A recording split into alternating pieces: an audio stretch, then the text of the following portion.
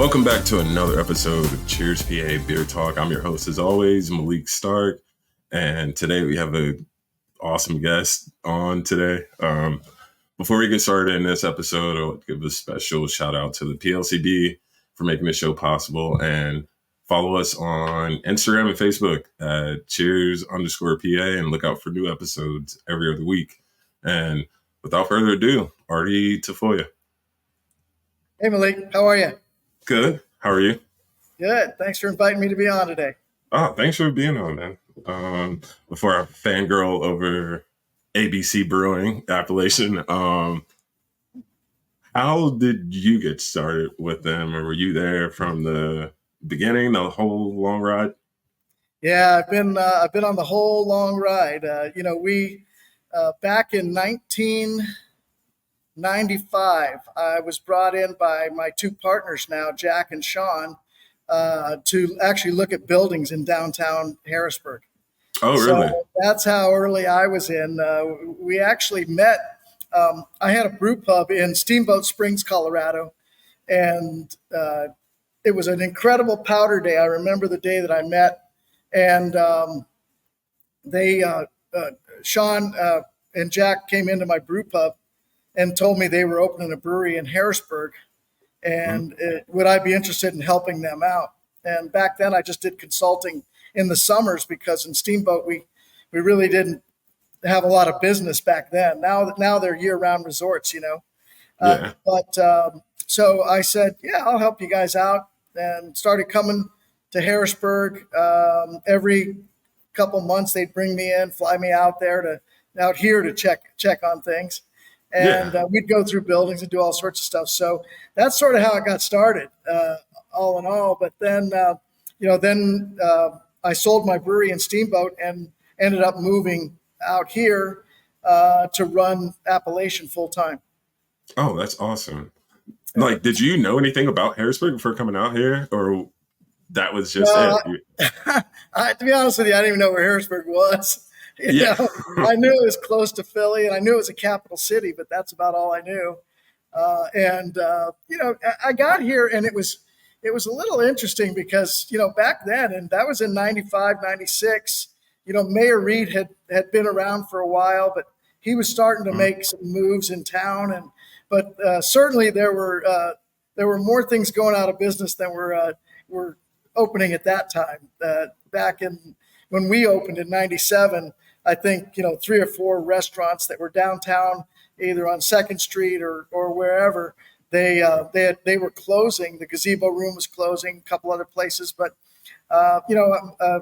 my partners had great vision, and they're like, hey, let's do this.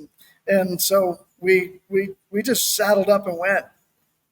That's awesome, though. Like, I just recently looked up that it was opened in 97, and that, I mean, I'm sure you all have seen many businesses or breweries open and close in that long time. Yeah. So, yeah, we've certainly seen all the ebbs and flows, of the 3 or 4 different, surges of breweries opening, and then, you always have the fallout, of course, that comes along with it. But to be around for this long, the only, hard work, perseverance, and a lot of great customers is the only reason we're still here. Oh, yeah. And I assume the first place that you all opened in Harrisburg, that's the Cameron Street location, right? That's right. Okay.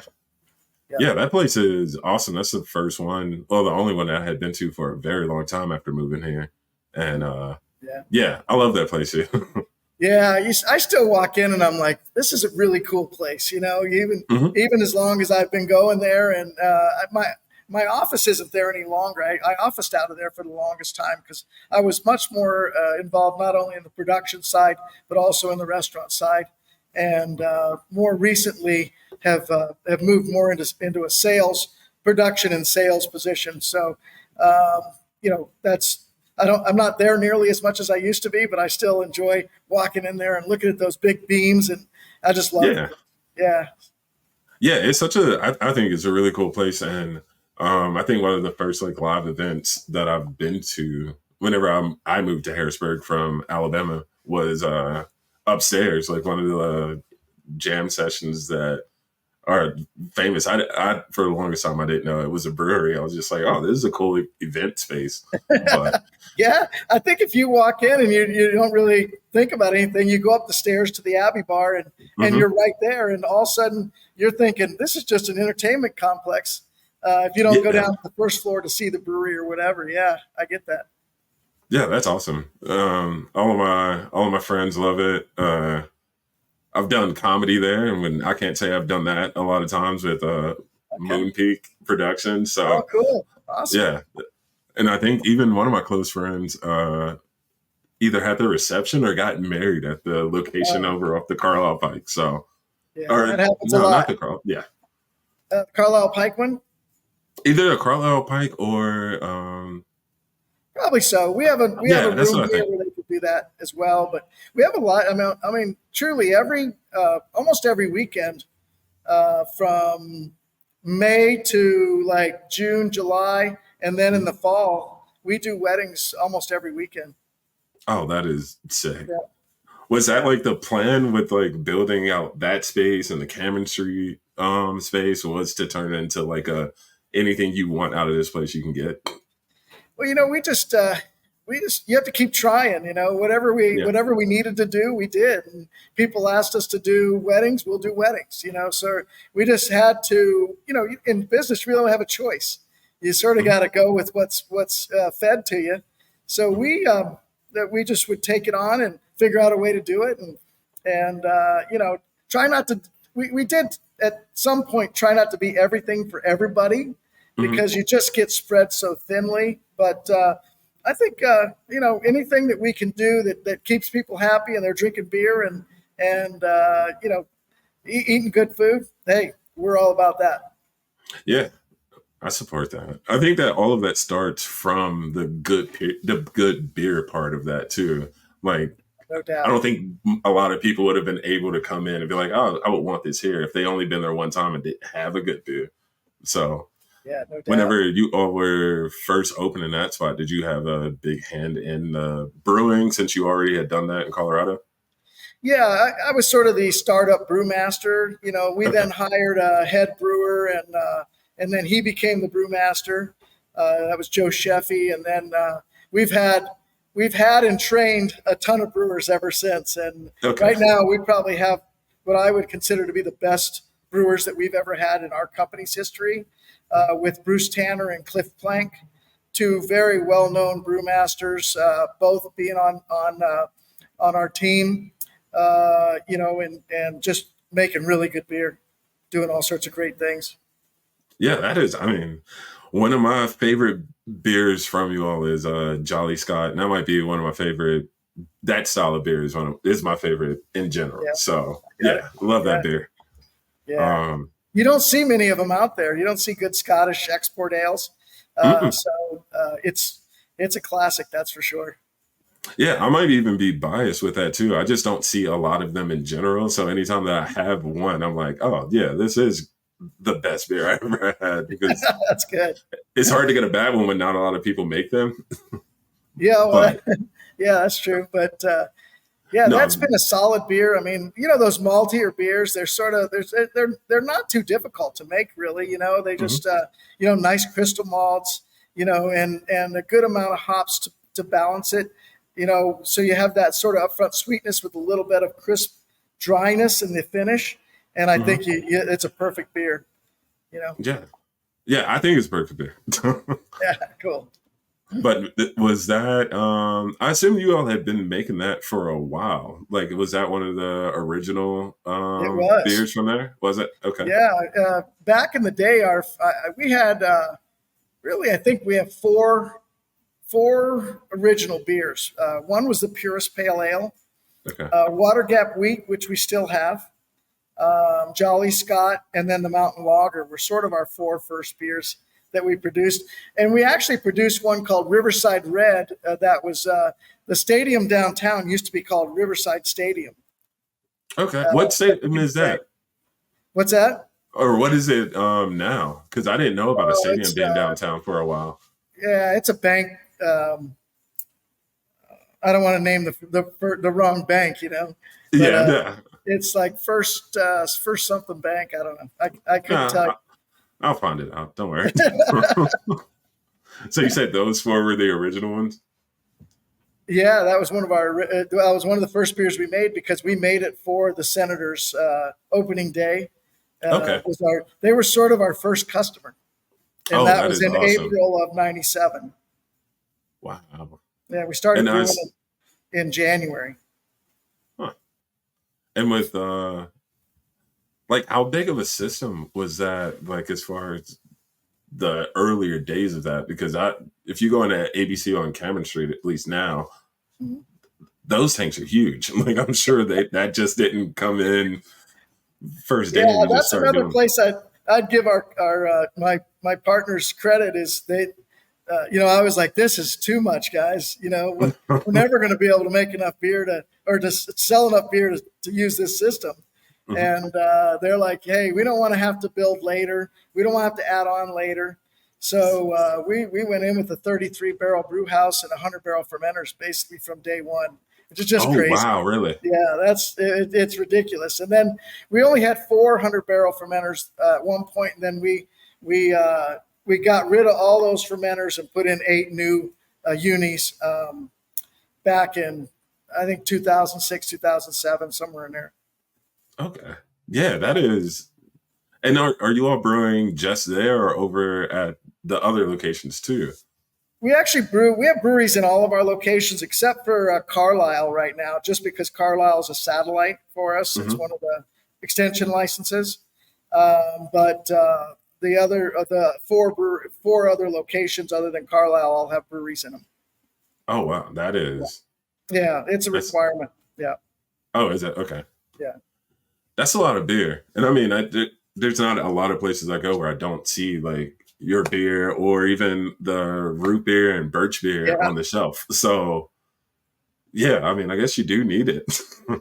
yeah. Well now the plant in Mechanicsburg is we at one point back when I think back in 2007 or somewhere along there, we moved all our production of soda from Harrisburg just because it was really hard to keep. We have to have a separate set of tanks, separate set of hoses, and we were always worried about cross contamination of soda to beer, that type Mhm. of thing. So when we moved it over to Mechanicsburg, we have a whole designated area here that for soda, but we also, along with that, now put in a distiller's license, and we are making RTDs and also our own spirits line as well too. Oh really? I know this is beer, so I want to talk beer, but we're No, doing we can talk about that too. we're doing a lot of different things. So just trying to, like I said earlier, just trying to do whatever we can do to be relevant and stay in everybody's mindset and keep people coming in. Yeah, I mean, I feel like y'all. I've had a lot of products from you all, and I don't think I've had a bad one. So like, I like to how hear is that. that Thank means you. that if you started as a brewer and like owning your own place, like that's just keep learning different stuff, right? Like I'm sure like whenever you started brewing was the plan to go into RTDs or No, sodas yeah. even then. Yeah, you're still learning. I mean, even in beer, we're still learning. Hmm. Things are changing, and the new hopping rates and different techniques with the hazies, Hmm. those types of things. We're always learning as brewers, and that's the cool thing about it. But Hmm. you start adding in these other things, and it's like, oh my God, you know, what are we going to try to make next? We Yeah. do bitters, and we tried to do that, and we did this, did that, and you just keep hitting. Sooner or later, we're going to have a product hit that's going to take us to the next level and hopefully beyond. So that's what Yeah, we're hoping. that's without a doubt. I mean, you all came in with like those huge fermenters, so like you had a goal as far as what was going to be the limit and You what's got going to to be the fill them, size. right? Yeah, You got to fill them and pay for them. So that was always a good motivation. yeah, really. How hard is I don't know when you started brewing or getting into that. Like how I hear a lot of people say that it's a lot easier to get into now. You bet. Do you agree with that? Yeah. When so my first brewery that I opened was in Vail in 1988, and back then, I mean, it was really Charlie Papazian, and a couple of innovators out in California that really started the whole process. I think Hubcap Brewery was one of either the third or fourth brew pub in Colorado, and now there's probably 3,000. I don't know, 2,000. I don't even know how many.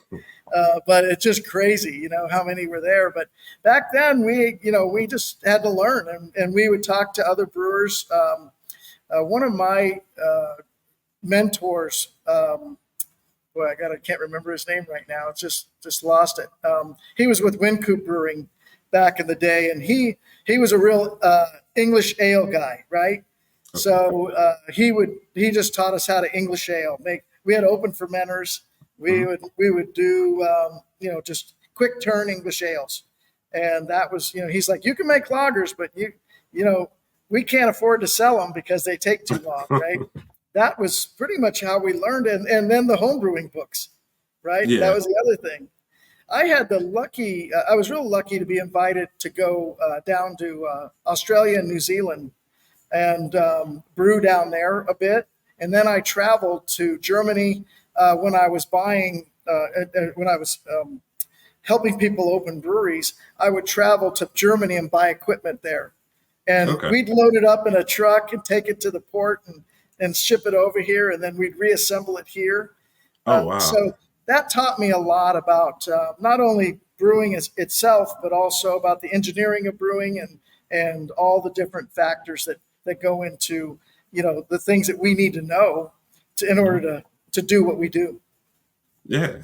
Certainly. Like, was that the plan? Because just all that experience, I don't think you just fall into that just out of the pure likeness of it, or is it? I'm the kind of guy that I just, if I see an opportunity, I just go for it. I have no qualms with that. I just, anything that comes up, I'm like, hey, we'll figure our way through it. Right. Hey, whatever it takes. And, I will say that opening a lot of breweries earlier in my career, I learned a lot, unfortunately, through mistakes that other people made, maybe. Watching people freeze up a heat exchanger or, watching people do this or do that. And so I learned a lot from not only my mistakes, but everybody else's that I watched happen. And heard about trying to fix them over the phone or whatever. But so it was just a great way to start a career, and it's all I've ever done. It's really. Is it? I worked in the restaurant business and in hotels in Vail before I opened my brew pub. But other than that, yeah, this is it right here. That's sick. I'm enjoying being in this industry a lot. Awesome. Way more than I thought I would. Honestly, yeah. But yeah, I mean, with you being in it so long and having that experience, at least that gives me hope, because you can talk to some brewers and they're just like, whatever. They seem like they're already kind of tired of it and they haven't been in it so long. But well, it's hard work. I mean, I always said it. It's the hardest work you can do. You're hot, you're cold, you're wet. There's steam pipes. There's hot boiling wort or water flowing in and around you, and the only real benefit you get, because pay is it's not great. You have to admit, and I can admit that it's been one of those jobs where it's not you're hiring somebody, you're training them, and the pay's not fantastic. I mean, a lot of people are getting paid a lot more now than we used to. Back in the day, but I always say that the only payment you get is when you sit down and you enjoy that beer, right? Yeah. And someone says, "Man, this is amazing beer," and you cheers with them, toast, and you go from there, And that's the payment you get. That I always felt.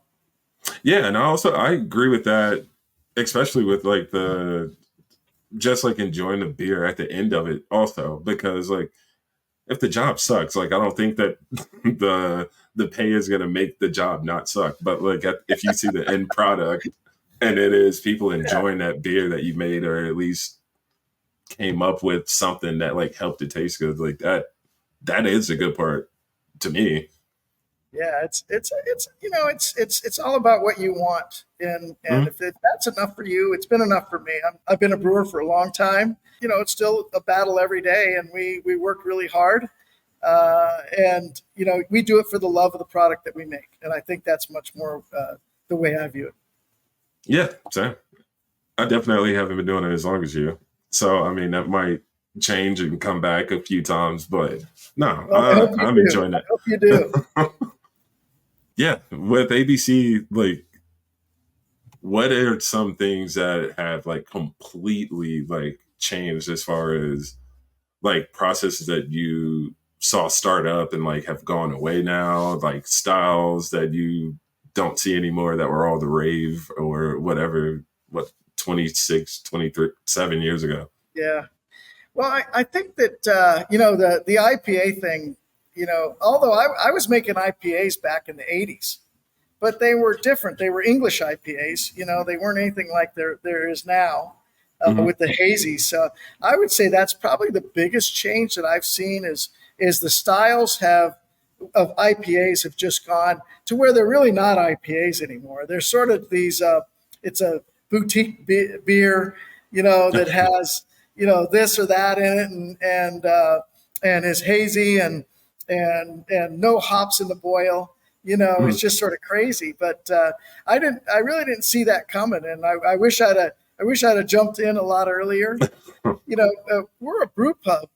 Really, we grew up as a brew pub brewery, right? Hmm. So, we all have always had customers who demanded us to have a very wide range of beers. Hmm. So, we want you to have 20 beers on tap at all times, right? That wasn't a that was, I mean, that's about right for a brew pub, I think in most cases. We always had a lot more taps probably than some, but we had to make all those different little styles that people liked. So we Yeah. really couldn't really jump full on to the IPA bandwagon, so to speak, Hmm. because we needed to have a wide variety of beers as well as, not just seven different types of IPAs, right? Yeah. You know what I mean? Because Uh, that's very normal now, and we might have 5 to 7 out there right now, but we always had to have much more of a diverse offering for our customers, and it didn't really allow us to go after a lot of the trends, maybe yeah. as aggressively as we might have wanted, uh, or some of our brewers had wanted, or whoever. Mhm. But that was one thing that I always found interesting. If you have a sort of a packaging brewery, you've got to keep your SKUs sort of down a little bit, right? Yeah. So that you don't end up just having shotgunning products out in the market. Yeah. Really get focused in. But here we've really got to, because we've got to have a flavor for everybody's taste, Yeah. and it's been interesting that and the more recently, just with everything that's happened with the pandemic and everything, it really changed. It changed the way we look and think about business now, as you probably know, Hmm. right? That our customers have changed, we've changed, habits have changed, and all those things. But in this business, you've got to learn to change. You've got to learn to adapt and adjust. And we found ways through issues that we never thought we could, and Hmm. and we really are proud of ourselves for doing that. I think, and it really talks a lot about my team. A lot of my team have been together 15, 17, 19 years Yeah. of that, some even more than that. But it talks about that, and how they're committed, and our ability to work through and find solutions all the time. It's really So great. yeah, and I can agree with that whenever you're talking about like you have to have like something for everybody because now I just started paying attention to it whenever I go to a different brewery or if I'm sitting at ABC or anywhere else. Like just like everyday people are, they know about beer, and I just felt like whenever I was the just turned the legal age to drink, I didn't know what an IPA was. I didn't know what a hazy was, but like so much of like the younger generation that are getting into beer, like they know what they're talking about. They know They what do. like they Yeah. Well, there's want. so much more information out there now, right? Yeah. Yeah. It's so awesome. Yeah. I like it. I mean, to a detriment to like people who are pouring the beer who might not know as much as the people walking up. But Yeah. I still think that's a good thing for beer in general. I think so. I think so. I think there's always a change in beer, and you've got to be able to adapt and adjust with those changes. You know, Mhm. and I feel like we've done a pretty decent job. Yeah, I think so too. But all right, man. Well, I won't hold you up too much longer. Thanks for hopping on this again. And My pleasure. before I forget, you said that you all have ABC podcast too, right? Like, what's that? Where's Yeah, that we at? do. Yeah. We do. It's Okay. Appalachian Brewing Company Podcast is what it's called. Really Sweet. creative, huh? Yeah. And you can find that on your website, right? You can. There's a link at the bottom where it says podcast.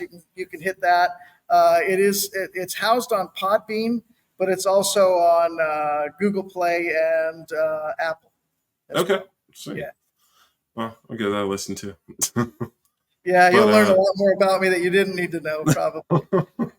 Yeah, I'll let you know if there's if I have any questions. All right. Sounds good, Maalik. Yeah, man. Well, thanks everybody for tuning in to this episode of Cheers PA Beer Talk. Thanks again, Artie, and look out for new episodes every other Thursday, and follow us on Instagram at cheers_PA. Cheers, Artie. Cheers.